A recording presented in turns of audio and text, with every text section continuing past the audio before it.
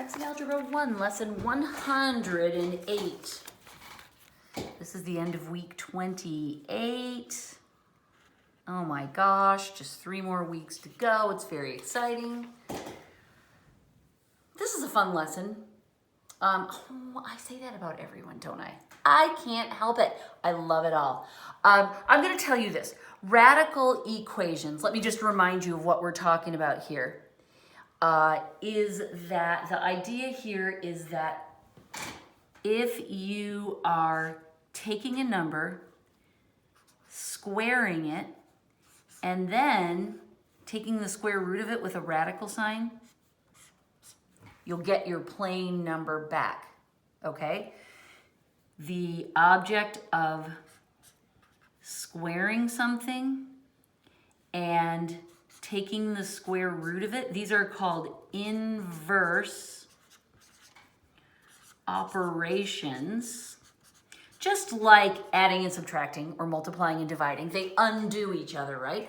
These two things undo each other too. So if we do both of them at the same time, we get the plain number back, which is cool because if you're ever trying to get rid of a pig house or a square, right? If you're trying to get rid of either one of these, you do the opposite and it makes all your drama go away. I mean, your math drama, some of your math drama, okay? Now, I'm just gonna tell you right now, big fat spoilers, someday we're gonna learn a way to show square roots and all the other kind of roots without using a pig house. We're not gonna use pig houses anymore.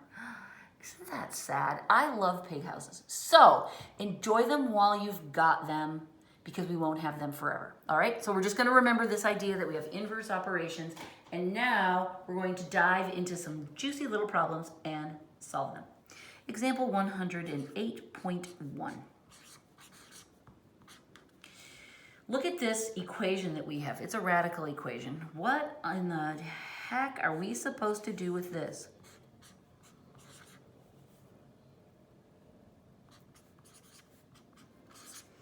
Notice that we have a variable and a number in a pig house. Then we have a number over here that's not part of the pig house. And then we have an equal sign on the other side. Okay, I'm going to give you some steps to follow. The first step is called isolate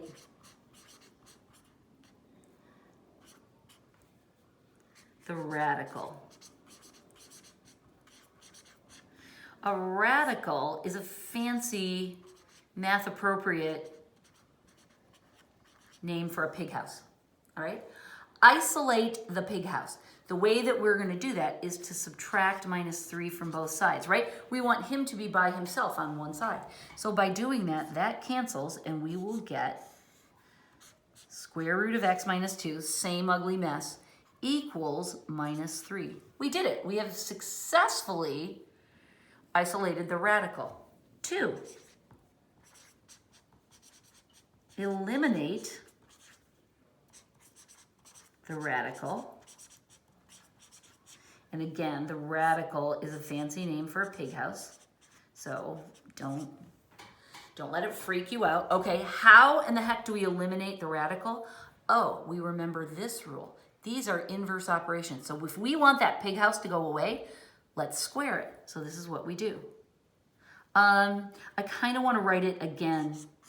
You wouldn't have to do this in your homework, but I want you to clearly see each step. So that was our answer to the first part. Now what I'm doing is I'm taking that very same thing and I'm squaring it because I want to eliminate the pig house. So I know if I have both going on at the same time, and it doesn't matter, like this one, it looks like the pig house is in the inside and the square is on the outside. This one, it kind of looks like the opposite, right? The square is on the inside and then we put a pig house over the top. It doesn't matter. That's just window dressing. Don't worry about that.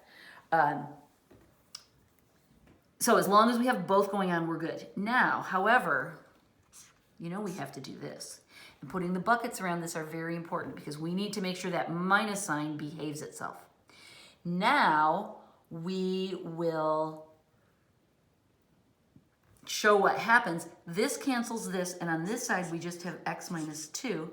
And then over here, because we correctly put the parentheses around the -3, this -3 is part of the squaring. The minus sign goes along for the ride. That's what my brain says to describe that. This becomes positive 9.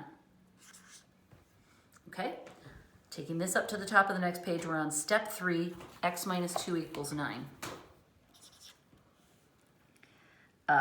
X minus 2 equals 9. That does not look very hard. Basic algebra. To solve, you know how to do this, right? We just need to add 2 to both sides. And we get x equals 11. That seems like a perfectly lovely answer, doesn't it? So we box it, but before I put that little smiley face there, I have to tell you step number 4. Check your solution or answer. Now, there's lots and lots and lots of algebra problems where you can check your answer. And most of the time, I don't do it because you know what? I don't want to waste my time. And working the problem backward is great, but life is short and we don't need to do that, right? We don't need to just work them backwards just for the sake of proving that it works. But in this kind of problem, it's important, and I'll tell you why. When we do this, when we take a square root and we square it to eliminate it, as we did here, that's mathematically correct, but it can create some funky solutions. So in this kind of problem, whenever we're using this operation to simplify, right? Whenever we're using squares and roots to cancel, we want to check our answers because we can get spurious roots, I like to call it. We can get bad answers. So we have to go back and we have to take this and plug it into the original problem, which I'll remind you what it was. It was square root of x minus 1. X is 11, so I'm going to write 11 minus 1 minus, oh, I'm copying the wrong problem. It was x minus 2, sorry. Plus 3 equals 0. Okay? All right, 11 minus 2, that's 9. Square root of 9, ooh, we can do that. That's 3. 3 plus 3 equals 0. No, that's false. So what that means is that 11 is not a solution. What is a solution? There isn't a solution. So we write either the null set, the empty set, or we can actually write out no solution. I like any of those 3 answers. In fact, my happiest is when you give me all 3. But this is the way I'd want you to show the answer on a test. You show what you calculated, you show that you checked it, you clearly show that it did not work, so you change the solution to this and then you draw a line through that. I wouldn't want you to erase that or not show that because we thought that was the solution. That was the right thought process. This is where we end up, but this is an important point of an important part of the solution is showing, no, we're gonna discard this answer because it didn't work. So we have to check our answer, and we will get a fair number of problems where John will give us a test that fails. All right, let's do another one. Wasn't that fun? I think it's exciting when you get answers that fail sometimes. I always feel like it's all worth it.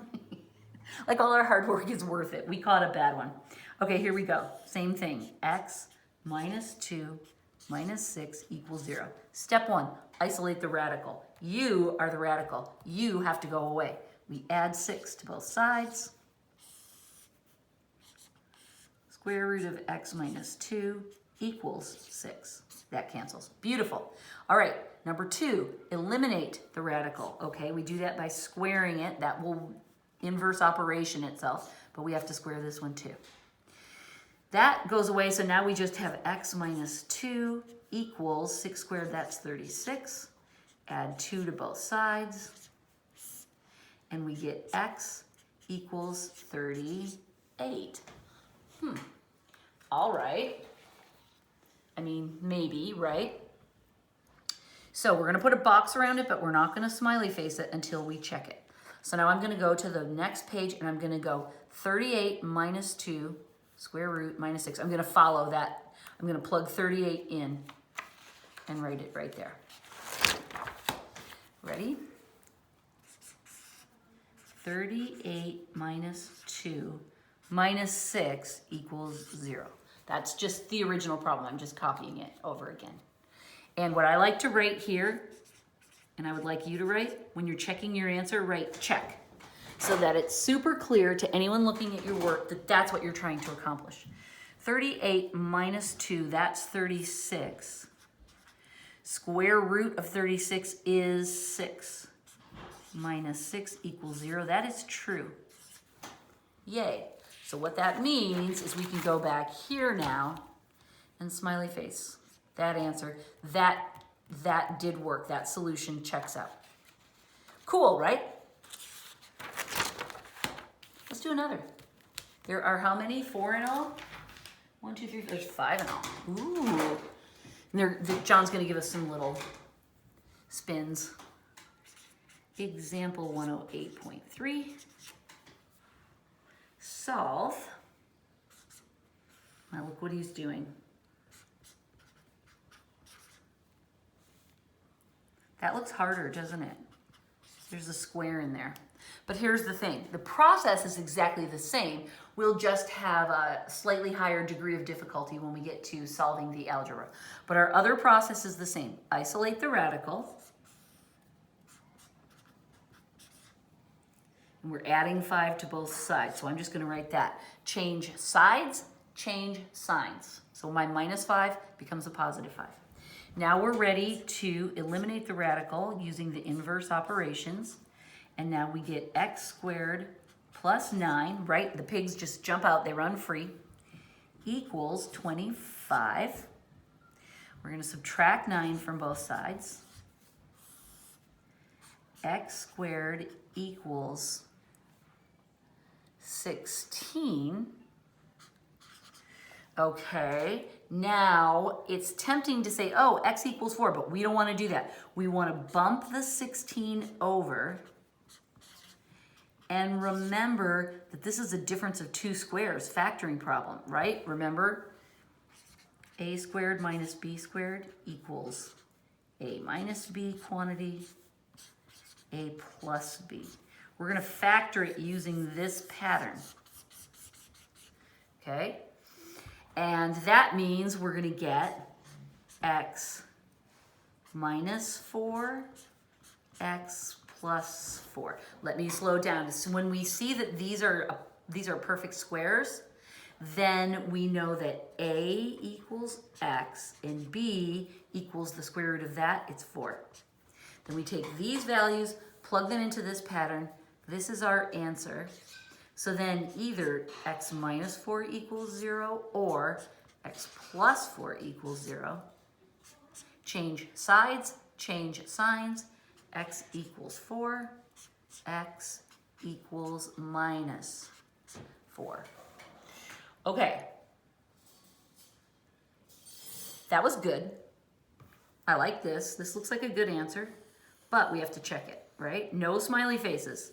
You can box it because even if this ends up failing, we still want to show, hey, this is the solution we calculated, it just failed. But we have to check it before we smiley face it. So now we're going to take these 2 values to the top of the next page. I'm going all the way back to here, and then I am testing both of them, right? So let's do this. Let's do square root of x squared plus 9, yes. Minus 5 equals 0. And this is our check. And first we'll check it for x equals minus 4. And then we'll check it for x equals 4. I'll do them like columns because those were our 2. Oh, I switched them. Oh, well, it doesn't matter, right? No, I just want to make them look the same. So this will be minus. Okay, so now I'm doing this like a column. We'll check it first for the plus 4.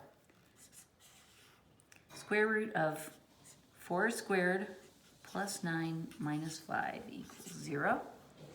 4 squared is 16. 16 plus 9 is 25. Square root of 25 is 5. Minus 5 equals 0. Hey, that looks really good to me. I tend to write T or F, like true or false. You can do it however you want, right? Just do something. You can write yes, or you can put a check mark, or you can put a smiley face, whatever works for you, but true or false works really well for me. Okay, over here we have a -4. So I'm just gonna make our little column divider. I'm putting -4 into this. So square root of, and we always want to use buckets when we're dropping values into an equation or a formula of any kind. And look what happens. -4 quantity squared, well, that's -4 times -4. So that becomes positive 16. 9 plus 16 is 25, and this is all in a giant pig house, right? I could do that over here too. It's all just simplifying within the pig house, so I want you to see that square root of 25 is 5 minus 5 equals 0. This is also true. So both solutions work. We can go back here and say yay. Make sense? Yes, teacher, we love it. Keep going. Okay, I will. Let's go to another page. If I start here, you know I'm going to have to change halfway through, so I don't want to do that. Okay, oh, Gracie's enjoying this lesson. 108.4. She just gave a big, like, grumbly, sleepy sound. All right. John's amping up. He's leveling us up here. He says solve.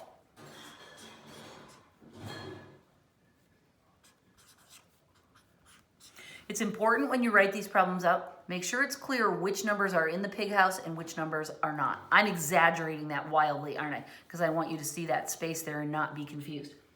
Make sure you write it in such a way that you don't confuse yourself. Okay, what? There's an X out here, as well as an X in here.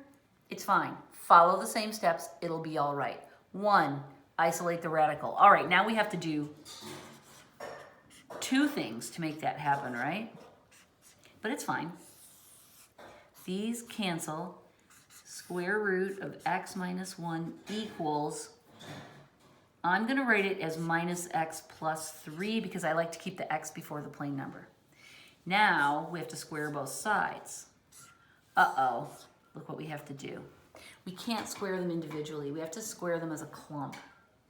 Are you crying right now? Maybe a little? Me too. Okay, this is fine. This cancels, but this one we have to multiply out. We have to do the dance, right? We have to multiply it out as a pair as binomials. We have to do the thing. This is x squared. This is minus 3x. This is minus 3x plus 9. So what we get here, and I'm going to write it, because it's the right-hand side of our equation, I'm going to write it like this. X squared minus 6x plus 9.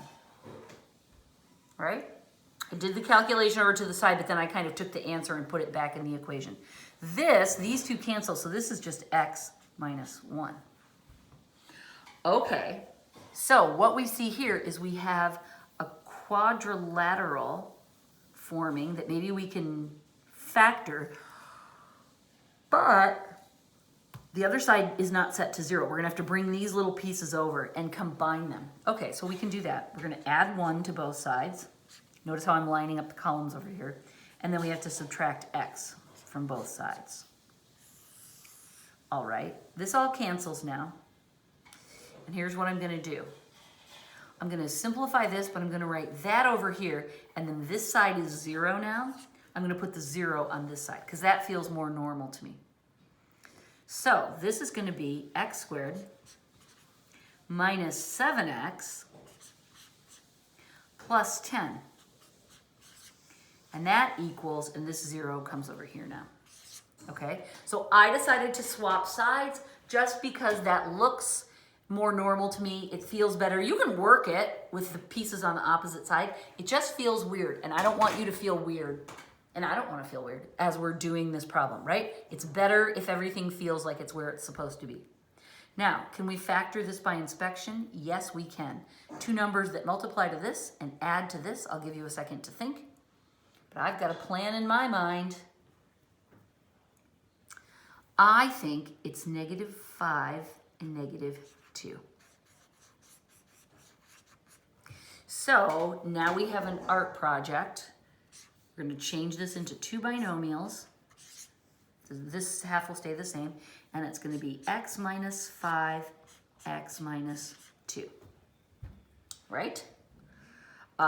We could write them in either order. It doesn't matter. That's just the order I thought of them in, so I'm writing them in that order. Now we can use our zero product theorem. If two things multiply to 0, then either x minus 5 equals 0 or x minus 2 equals 0. And all we have to do now is solve these little guys. Now, let me remind you that, let me say this. I'm not reminding you. Let me remind you, sorry.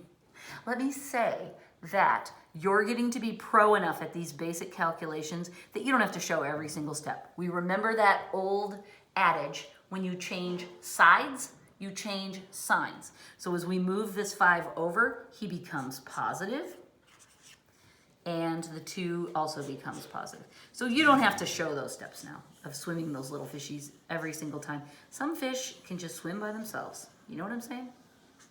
Guess what? That's the answer. However, oh, I almost put a smiley face down there. That would have been bad. Now we have to take our original problem and we have to test it for both. This is x equals 5 and x equals 2. And the original problem was square root of x minus 1 minus 3 minus x equals 0. Check. We always like to put it into the original equation just to be super careful and sure. All right, so here's what we're doing. We're going to try it for 5. So this will be square root of 5 minus 1 minus 3 minus 5 equals 0. Let's see if it's true.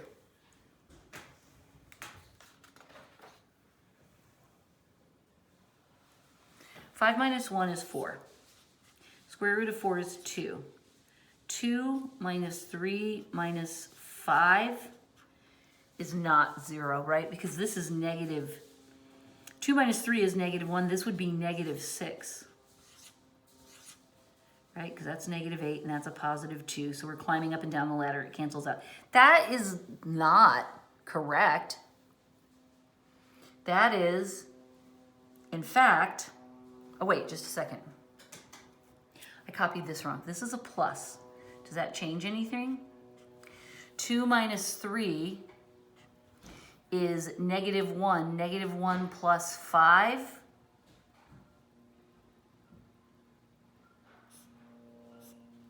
It's 4 equals 0. It's still false. But I calculated it wrong the first time because I have a plus here, but I accidentally put a minus there. So it was false both times, but this is the correct way to calculate the falseness of it. And now we have to try this one. 2 minus 1 minus 3 plus 2. Right? That's a plus sign, that's a minus sign. Okay. And that should equal 0.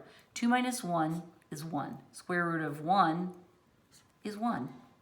1 minus 3 plus 2, does that equal 0? 1 plus 2 is 3. 3 minus 3 does indeed equal 0. This one is true. So this is kind of a fun little twist on it, is that 5 is a false solution, 2 is a correct solution. So what we would do to show this is draw a line through this and smiley face that, right? You're showing you considered 5 as a solution, but it failed. And so your answer isn't the null set because the other one worked. Okay, so we don't have to say no solution. We just have one solution instead of 2. Okay, one more. And this one is a bonus round. I'm gonna go to a fresh piece of paper. John is seriously pushing us out into the deeper waters of radical equations. It's 108.5, it's our last one. And it looks like this. John tells us once again to solve.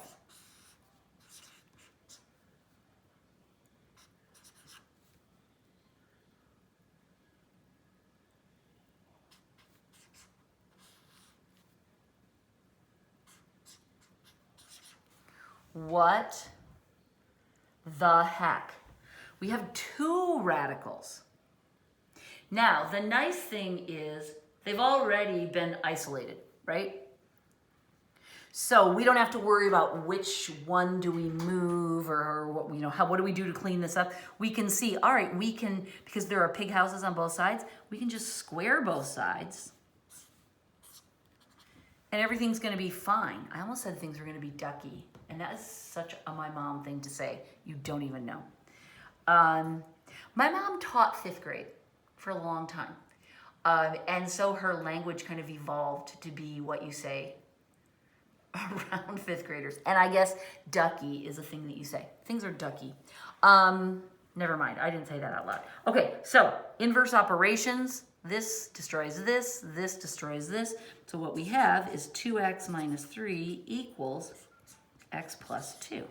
Oh, that wasn't so bad. So the moral of the story is it is possible to isolate and destroy two radicals at a time. Huh, crazy. So now that we've done that, we just have a cute little thing. Let's bring the x's this way. And let's move the plain numbers this way. You could do it the other way, it's fine, whatever you want. Cancel, cancel. We get x equals 5. All right. That looks like a good answer. There's only one answer to check this time, which is a relief, right? Now we plug this back into this and see if it works.